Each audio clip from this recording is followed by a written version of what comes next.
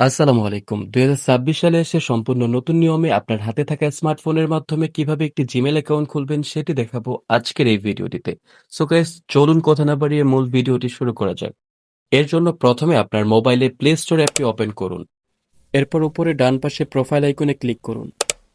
যদি আগে থেকে কোনো জিমেইল অ্যাকাউন্ট লগইন করা না থাকে তাহলে সরাসরি সাইন ইন দেখাতে পারে, সেক্ষেত্রে সাইন ইনে ক্লিক করুন।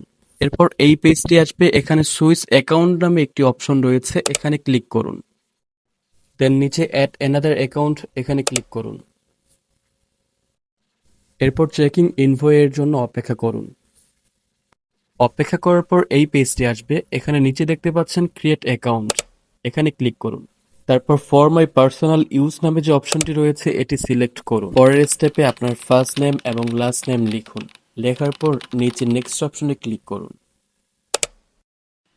পরের স্টেপে আপনার জন্ম তারিখ, মাস এবং সাল লিখুন এবং নিচে জেন্ডার রয়েছে, এখানে জেন্ডার সিলেক্ট করে নিচে নেক্সট অপশনে ক্লিক করুন।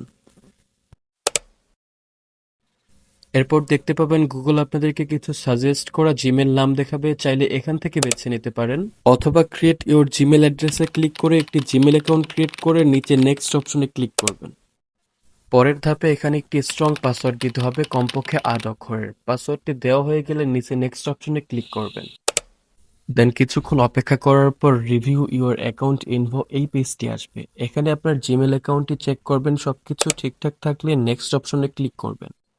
এরপর এই পেজটি আসবে, এখানে নিচে স্ক্রল করে আই এগ্রি অপশনে ক্লিক করবেন।